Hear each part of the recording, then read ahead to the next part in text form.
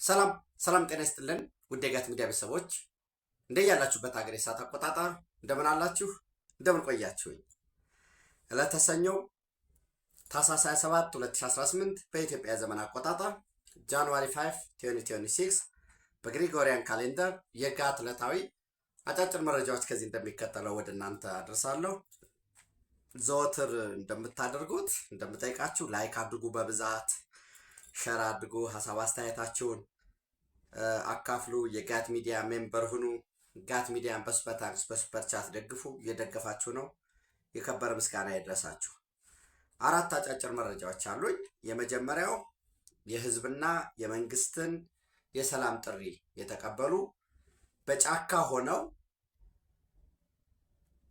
የትጥቅ ትግል ሲያካሂዱ የነበሩ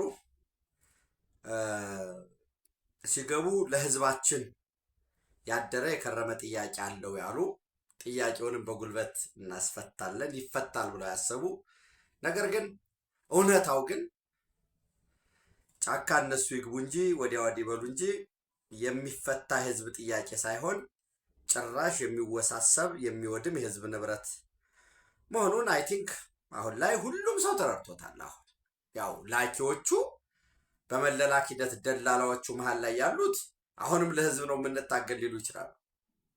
ነገር ግን አሁን ህዝቡ ከምንም በላይ አይቷቸዋል ምን እንደሆኑ ምን እንደሚያደርጉት። በዚህ መሰረት በኦሮሚያ ብሔራዊ ክልላዊ መንግስት የሰሜን ሸዋ ዞን ወረጃ አርሶ ወረዳና በአዋሳኝ አካባቢ ታጥቀው እንዳልኳችሁ አንዳንድ መንገድ ላይ ተሽከርካሪዎችን ሲያግቱ የነበሩ፣ ሲዘርፉ፣ ንጹሐንን ሲያግቱ፣ ገንዘብ ሲቀበሉ ከሰላክሳይ ሳይቀር ልክ በአማራ ክልል እንዳለው የአማራ ክልሉ ኮፒ ፔስት ነው የሚደራረገው እና በቁጥር 256 የሚሆኑ እነኚህ የትጥቅ ትግል ሲያደርጉ የነበሩ እጃቸውን ሰጥተዋል። በሰላማዊ መንገድ አስፈላጊውን ድጋፍ ተደርጎላቸው በሰላማዊ መንገድ ለህዝባቸው ጥያቄ መልስ እንዲያገኝ አምራች ዜጋም ለመሆን የበደሉትን ህዝብ ለመካስ ከመንግስት ጎን ተሰልፈው ለመስራት፣ ቀሪ በጫካ ያሉትም ደግሞ በሰላም እንደነሱ እጃቸውን ሰጥተው ወደ ልማት ተግባር ለመግባት አስፈላጊውን ሁሉ ጥረት እንደሚያደርጉ ቃላቸውን የሰጡበት ሁኔታ ነው ያለው። በአካባቢው የሚንቀሳቀሰው የጀግና የሀገር መከላከያ ሰራዊታችን የስድስተኛ እዝ አዋሽ ኮር አዛዥ ብርጋዴር ጀነራል መስፍን በየነም በአቀባቡ ላይ ተገኝተው እንኳን ደህና መጣችሁ፣ የበደላችሁትን ያስከፋችሁትን ማህበረሰብ መካስ አለባችሁ በሚል ንግግር አድርገዋል። ሌላው የሰሜን ሸዋ ዞን አስተዳዳሪ የወረጃ አርሶ ወረዳ የአስራና ጸጥታ ፖሊስ መምሪያ እነኚህ በተገኙበት ደማቅ አቀባበል ተደርጎላቸዋል። እንግዲህ በቀጣይ ወደ ተሃድሶ ማዕከላት የሚገቡ ይሆናል። በተመሳሳይ በማዕከላዊ ጎንደር፣ ምስራቅ ጎጃም ዞን፣ ሰሜን ሸዋ ሞላሌ አካባቢ፣ በደቡብ ወሎ፣ ሰሜን ወሎ፣ ደቡብ ጎንደር እና አቸፈር ምዕራብ ጎጃም አካባቢ እንዲሁም ቁጥራቸው ከ4 ጀምሮ እስከ 16 በእነዚህ አካባቢዎችም 4 9 7 2 ጀሌ 6 መሳሪያ 8 እነዚህ በሙሉ እጃቸውን እየሰጡ ወደ ቀደመ የሰላማዊ ኑሮ ለመመለስ የአማራ ክልልም በሚያዘጋጀው የተሃድሶ ማዕከላት ቦታዎቹ ተለይተዋል። በዛ ለመሰልጠን እየገቡ ነው። ሌሎችም በድርድር ላይ ያለም አለ ለመግባት ጊዜው ሲደርስ የሚገለጥ በድርድር ላይ ያለ። በጠዋት እንግዲህ በውሎ ፕሮግራሜ እንደነገርኳችሁ የፋኖ ከፍተኛ አመራር የሆነው የኮማንዶ እና የመካናይዝድ አሰልጣኝ ነኝ አመራር ነኝ የሚል ቁንዳ ላይ እየተሰራ ሽሩባ እየተሰራ ጭራሽ አፄ ቴዎድሮስም ሆነው እኔ ነኝ በመዋ ተዋህዶ ተቀብቼ ነው የምነግሰው ይል የነበረውን የሳሙኤል ባለድን አድዋ ክፍለ ጦር ብሎ የሚጠራውን የዛ አዛዥ የነበረ ሰው ነው ባለቤቱ። በፋኖ እሱ በሚመራቸው ፋኖ ቋራ አካባቢ እስካሁን በቁጥጥር ውስጥ ነች። ጠዋት ዝርዝር መረጃ ነግሬያቸዋለሁኝ። 2 ሚሊዮን ብር ጠይቀውባት በድርድር እነሱ ወደ 1 ሚሊዮን እያሉ ነው። እሱ ደግሞ 500 ሺህ ብር ልክፈላችሁ እያለ ነው።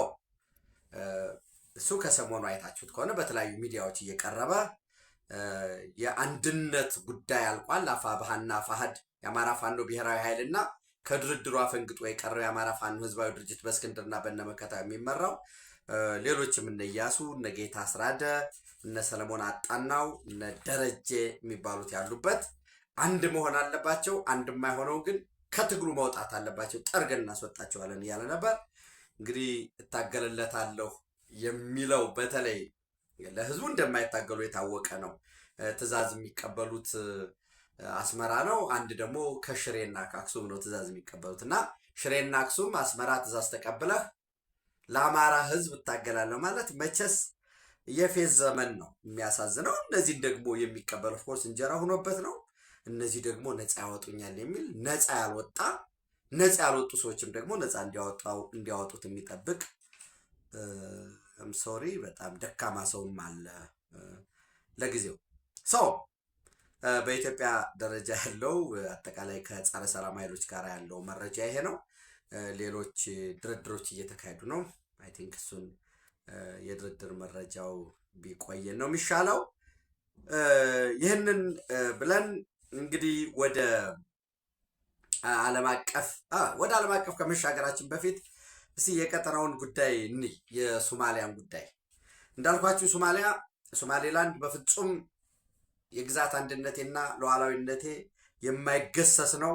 በአፍሪካ መመስረቻ ቻርተር፣ በተባበሩት መንግስታት ድርጅት የመመስረቻ ሰነድ፣ በአጠቃላይ በከስተመሪ በተለመዱ ህጎችም በዓለም አቀፍ ህግም በፍጹም እስራኤል ለሶማሌላንድ የሰጠቻት እውቅና ጸባጫሪነት ነው። ይህ ትክክል አይደለም፣ ድረሱልኝ በሚል ርብርብ እያደረገ ነው። እኔ አደንቀዋለሁ። ምክንያቱም ማድነቅ ያለብን መለስ ዜናዊ የሚባል መሪ የነበረን ሰዎች ነን። ኑ እውቅና ስጡልኝ፣ ኑ ታዘቡልኝ። ትግላችን አንዱ የብሔሮችን የራስን በራስ ማስተዳደር እስከ መገንጠል በሚል ነው የታገልነው እና ኑ ኤርትራን ገንጥሉልኝ ብሎ ደብዳቤ ጻፈ። ደብዳቤ ከጻፈን በኋላ ኢሳያስ አፈወርቂ ሂልተን ሆቴል ቁጭ ብሎ ቡጥሮስ ጋሊ ከመጣ በኋላ አቀባበል አድርጎ ለምን ኤርትራ መገንጠል የለባትም የባህር በር ይዛ አትገነጠልም ዘግታብን ያሉትን በጥይት እንዲጨፈጨፉ የፈቀደ መለስ ዜናዊ ከ4 ኪሎ ኢሳያስ አፈወርቂ ከሂልተን እዚሁ አዲስ አበባ ሆነው የግብፁን ቡጥሮስ ጋሊን ተቀብለው አብረው ወደ አስመራ ሄደው ምርጫ ተካሄደ ብለው ገንጥሎ የመጀመሪያው እውቅና የሰጠ ፍጹም ባንዳ አይነት አለው። ጸረ ኢትዮጵያ የሚመራውን ሀገር አሁን ለመዝረፍስ ቢሆን 20 ኪሎ ሜትር ሊሆን ይችላል፣ 10 ኪሎ ሜትር የሆነች በቃ ጠረፍ ይኖር የእናንተም ሀገር ነፃነት ጸንቶ የሚኖረው ኦፍኮርስ ብዙ ቴስቶች ብዙ ትንተናዎች እየመጡ ነው። እንቆያለን የሚል እምነት አልነበረው። ያው እዛ ጫካ ላይ ሆኖ አግዝፎ በኋላ ትምክተኛ ያለው ኃይል በኋላ ጠባብ እያለ ሊፈርጀው የሞከረው ኃይል ሁለቱ አንድ ሊሆኑ ይችላሉ። ሌላ ከውጭ ሊመጣ ይችላል።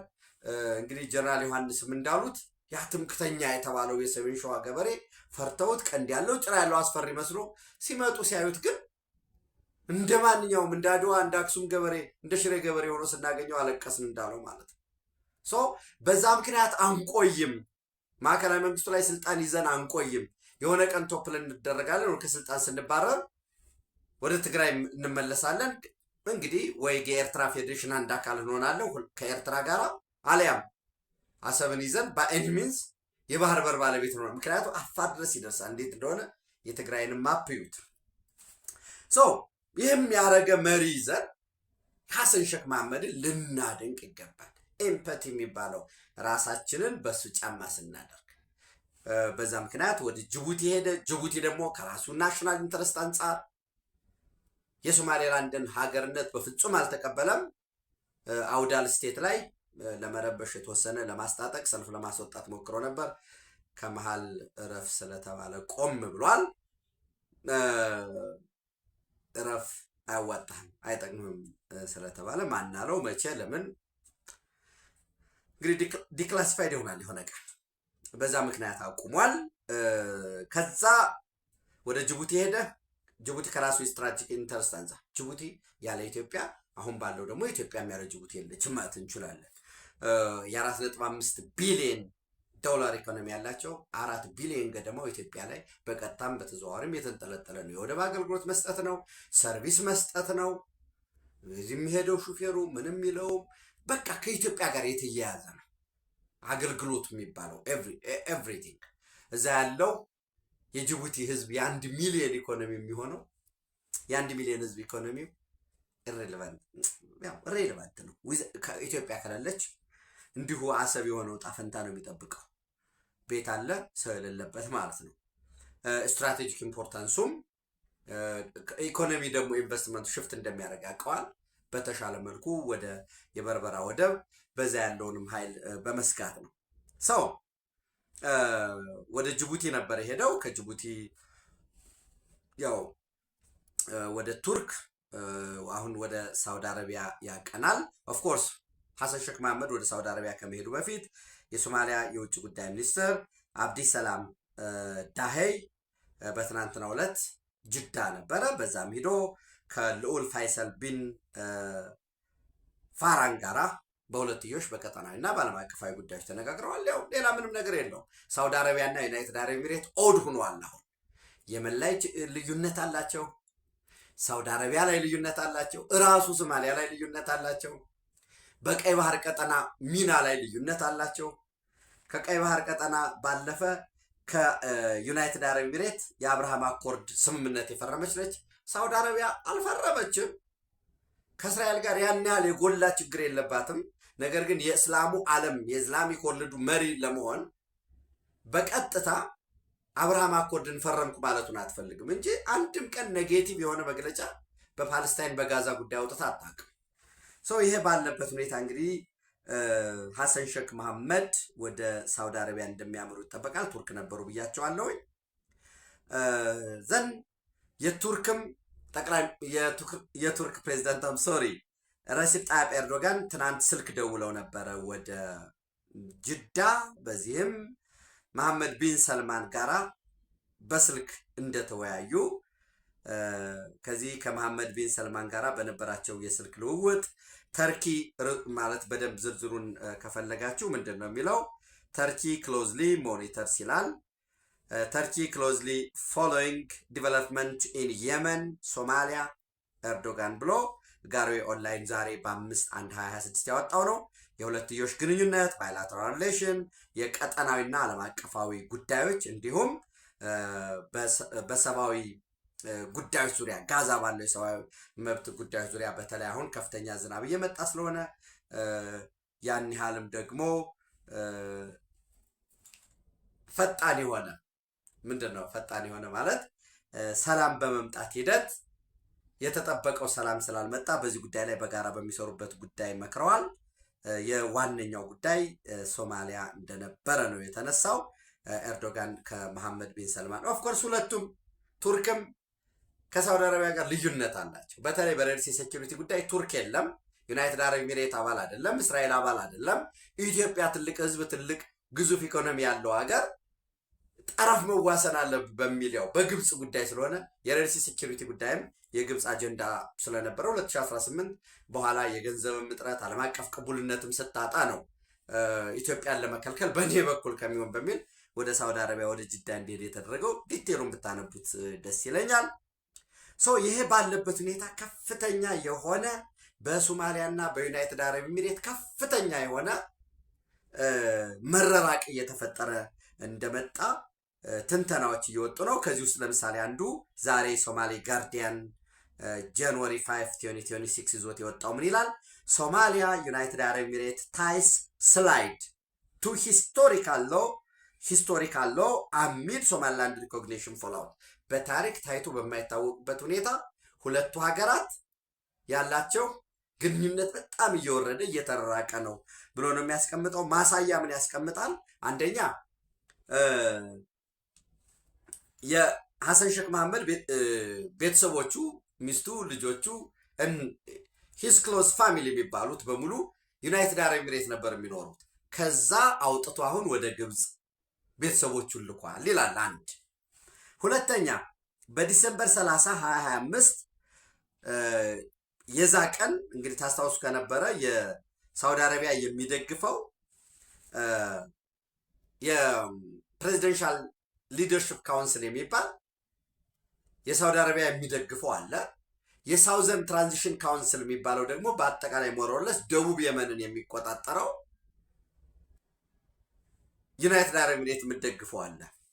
ዘን ይህን ተከትሎ ሁለቱ በተጋጩበት ወቅት በተለይ ዩናይትድ አረብ ኤሚሬት የሳውዘርን ትራንዛክሽን ካውንስልን እየደገፈች ነው፣ የጦር መሳሪያ ተሽከርካሪ ወታደራዊ ተሽከርካሪዎችን የጦር መሳሪያ ድጋፍ እየሰጠች ነው በሚል የፕሬዚደንሻል ሊደርሽፕ ካውንስል ህጋዊ እውቅና ያለውና በሳውዲ አረቢያ የሚደገፈው በሰጠው ትዕዛዝ አንድ ከዩናይትድ አረብ ኤሚሬት ጋር ያለውን ወታደራዊ ግንኙነት አቋርጫለሁ አለ። ሁለት ዩናይትድ አረብ ኤሚሬት በ24 ሰዓት ውስጥ ወታደሮቿን እንድታወጣ ብሎ ትዕዛዝ ተሰጠ ከየመን። ይህን ተከትሎ ሳውዲ አረቢያ መግለጫ ወጣች። ችግሩን እያቀጣጠለች ነው፣ እያበባሰች ነው፣ የመን ውስጥ ሲቪል ዋር እንዲነሳ በጦር መሳሪያም የፖለቲካም ድጋፍ እየሰጠች ነው ስትል ያው የምታውቁት ነው፣ በደንብ ሰርተንበታል። ዩናይትድ አረብ ኤሚሬት ወጥቻለሁኝ ከየመን ሙሉ ለሙሉ ለቅቄ ወጥቻለሁኝ፣ እንዲህ አይነት አክዜሽን አስፈላጊ አይደለም የሚል መግለጫ ነው የወጣው። ዘንድ ይሄ ሲሆን ሶማሊያ በዲሰምበር 30 2025 ታስታውሱ ከሆነ የፕሬዚደንሻል ሊደርሽፕ ካውንስሉን ድጋፍ እንሰጣለን አለች እና የየመን የግዛት አንድነት በፍጹም ለድርድር ሊቀርብ የሚገባ ጉዳይ አይደለም፣ እኛ ድጋፋችን ከፕሬዚደንሻል ሊደርሽፕ ካውንስሉ ጎን ነው የሚል መግለጫ ነው ያወጣችው ማለት ነው። ዘንድ እሱ ብቻም አይደለም።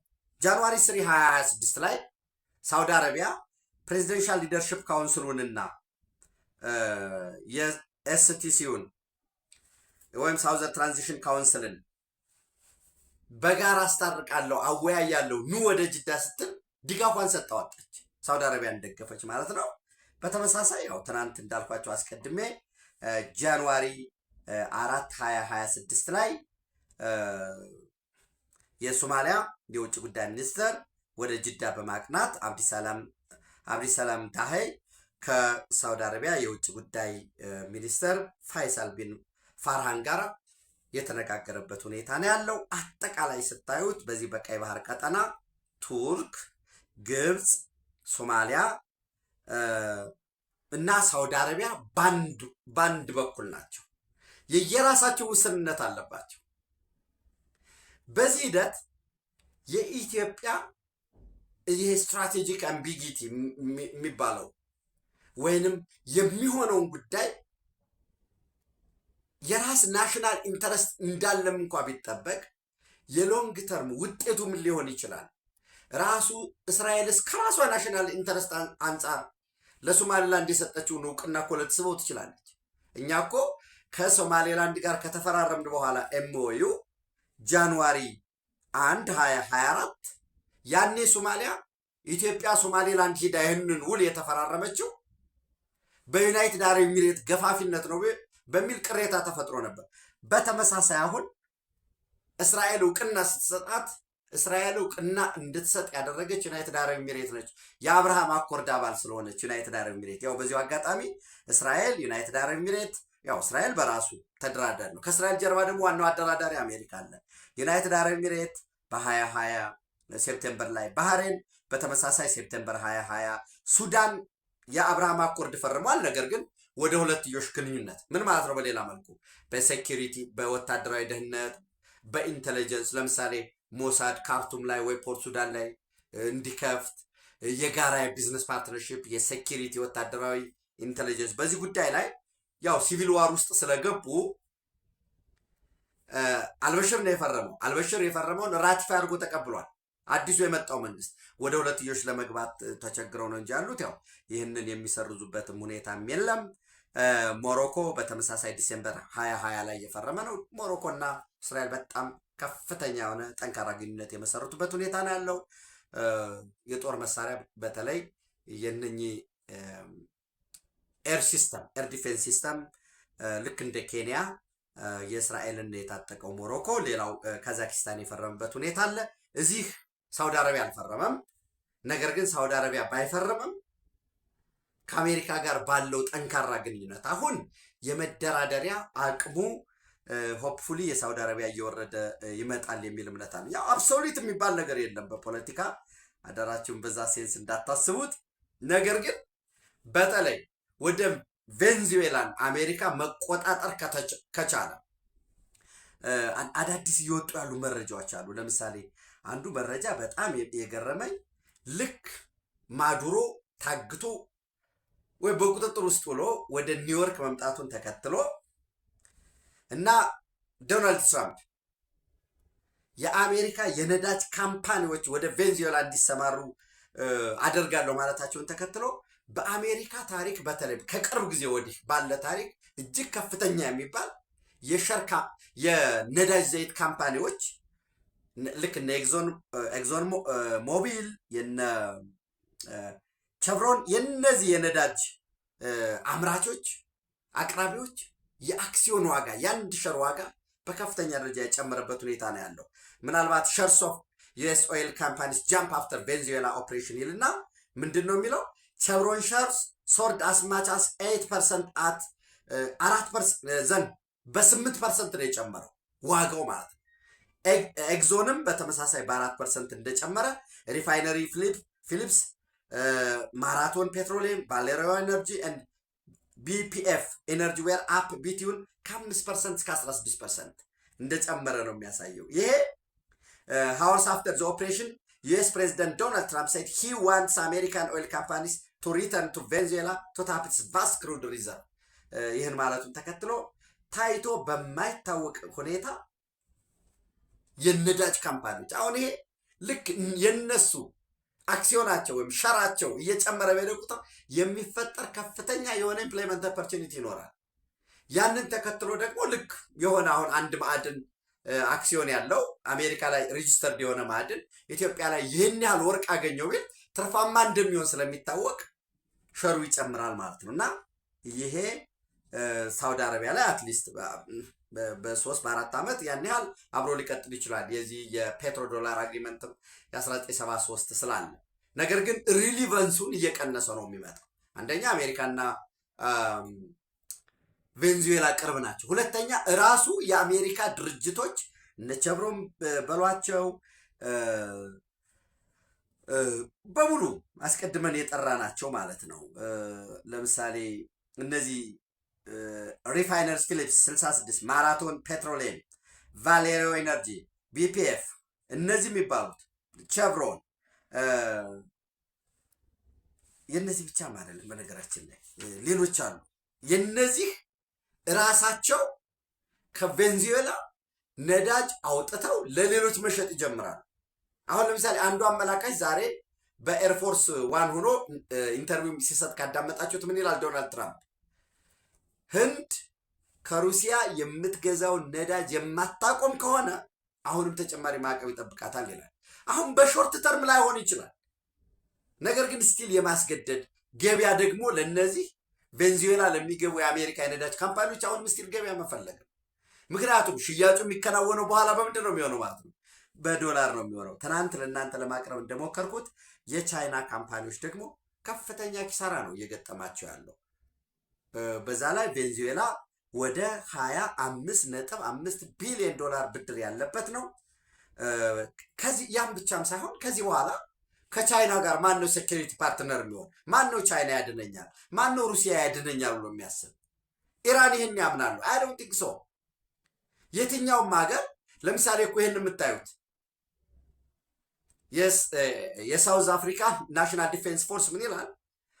ከጃንዋሪ 9 እስከ 16 አሁን በቀጣይ የኢትዮጵያ ባህር ኃይል ጨምሮ የሚሳተፍበት በአትላንቲክ ኦሽን ላይ ልምምድ አለ ብያቸዋለሁ፣ በጋት የውሎ ፕሮግራም ላይ በዚህ ላይ አስቀድሜ ጠዋት ላይ በሰራሁት ማለት ነው። እና አሁን ባለው ሁኔታ ግን ኢራን ጋራ እንዲሁነን ደቡብ አፍሪካና አሜሪካ በጣም ከፍተኛ ሰጣ ገባ ክርክር ባለንበት ያልተፈታ ቅራኔ ባለበት ትክክል አይደለም የሚል ጉዳይ እያነሱ ነው። ዞሮ ዞሮ የቻይና ኦይል ካምፓኒዎች እየከሰሩ ያሉበት ሁኔታ ነው ያለው። የቸቭሮን፣ ኤግዞን ሞባይል የነዚህ አክሲዮናቸው በከፍተኛ ደረጃ እያደገ ነው። ሌላም እንግዲህ ኢራን ላይ አሜሪካ ጥቃት ልትፈጽም እንደምትችል አሁንም መረጃዎች እየወጡ ነው። እስራኤልም ራሱ ልትደግመው ትችላለች። ፖሲቢሊቲ ኦፍ ካሪንግ አውት አን ኦፕሬሽን ኢን ኢራን ሲሚላር ቱ ዘ ዋን ዛትስ ኮንዳክትድ ኢን ቬንዙዌላ የሚሉ መረጃዎች እየወጡ ነው። ዶናልድ ትራምፕ እና ቤንጃሚን ኔታንያሁ ተነጋገርን በሚል ያስቀመጡት ዜሮ ዩራኒየም ኢንሪችመንት ኢራን ውስጥ መኖር መቻል አለበት። 400 ኪሎ ግራም የበለጸገው ዩራኒየም መወገድ አለበት ወይም መውሰድ አለብን ነው በሌላ መልኩ። ይህንን ደግሞ የህዝቡን አመፅ የሚያቀጣጥል እነ ማይክ ፖምፒዮ የቀድሞው በዶናልድ ትራምፕ የመጀመሪያ የስልጣን ዘመን የሲአይኤ ዳይሬክተር በኋላ ደግሞ የአሜሪካ የውጭ ጉዳይ ሴክሬታሪ የነበረው ከኋላ ሞሳድ አለ የሚለው ዛሬ ደግሞ ሰልፉ ወደ 9ኛ ቀኑን ይዟል። 20 ሰው እንደሞተ እየተነገረ ነው። ወደ 70 በላይ ከተሞች እየሰፋ ያለበት ሁኔታ ነው ያለው። በተመሳሳይ ዶናልድ ትራምፕ ኩባን እያስጠነቀቀ ነው። ኩባ ላይ ባደረግነው ማዱሮን ለመያዝ ባደረግነው እርምጃ በአጠቃላይ ወደ ምንድነው ከፍተኛ ቁጥር ያለው የኩባ ዜጎች ሙተዋል በሚል እየቀረበ ነገር ነበረ። ነገር ግን ኩባውያን መግለጫ አውጥተዋል። መግለጫው ምንድን ነው የሚሉት? በጀግንነት ራሳቸውን ሲጠብቁ ማለት የተሰጣቸውን ወታደራዊ ተልዕኮ ሲጠብቁ 32 የሚሆኑ የኩባ ዜጎች ሞተዋል። ለነሱም ደግሞ የ2 ቀን የሀዘን አዋጅ አውጀዋል። ኩባ እንግዲህ በሴኩሪቲ በደህንነት በኢንቴሊጀንስ የቬንዙዌላ ዋነኛ አጋር ነበር። ነገር ግን ራሱ ኩባ ችግር ፈጣሪ ነው፣ እርምጃ እንወስዳለን እየተባለ ነው። ኮሎምቢያ ላይም እያንገራገረ ነው። ራሱ የቬንዙዌላ ምክትል ሆና የተሾመችዋን እሷ ላይም እያንገራገራት ነው ያለው። የምንልሽን የማታደርጊ ከሆነ ከማድሮ የከፋ ነው። እንግዲህ ከማድሮ የከፋ ከሆነ መወገድ ሊሆን ይችላል ማለት ነው። ዴልሲ ሮድሪገዝን ማን ማስተዳደር አለበት በሚል ጉዳይ ላይ የተለያዩ ሁኔታዎች እየተነሱ ነው ያሉት። በዚህ ሂደት እንግዲህ አያቶላ ሐሜኒም ለቆ ለመውጣት ዝግጅት እያደረገ ነው የሚል ደግሞ የእስራኤል ኢንተለጀንሶች ገለጹ በሚል የተለያዩ መረጃዎች እየወጡ ነው።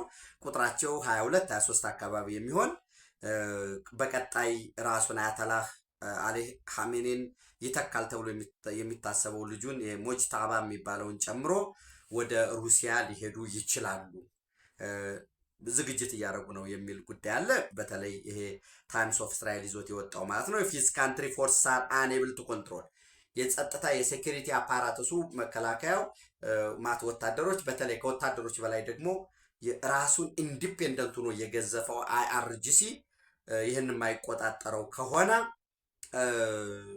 ለቆ ለመሄድ ዝግጅት እያደረገ ነው የሚል ጉዳይ አለ።